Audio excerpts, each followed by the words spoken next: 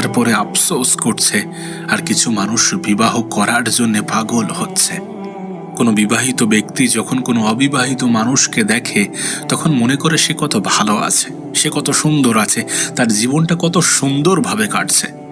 ঠিক একইভাবে যখন কোনো অবিবাহিত ব্যক্তি কোনো বিবাহিত ব্যক্তিকে দেখে মনে করে যে সে অনেক ভালো আছে, তার জীবনটা অনেক সুন্দর। কিন্তু বাস্তবতা কি জানো? প্রত্যেকটা মানুষ নিজের নিজের জায়গা থেকে ঠিক আছে। হ্যাঁ, প্রত্যেকটা মানুষ নিজের নিজের জায়গায় ঠিক আছে। একটা জিনিস, একটা বিষয় সর্বক্ষণ নিজের মনে, নিজের মস্তিষ্কে গেঁথে নিও, মানুষ নিজের পজিশনকে খারাপ আর অন্যের অবস্থানকে ভালো মনে করে।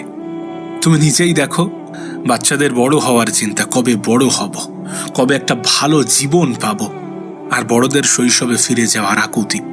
কাশ যদি আমার শৈশবটা ফিরে পেতাম, কাশ যদি আমার অতীতের দিনগুলো ফিরে পেতাম, কাশ যদি আমার স্কুল জীবনটা ফিরে পেতাম, কাশ যদি আবার একবার ছোট হওয়ার সুযোগ পেতাম।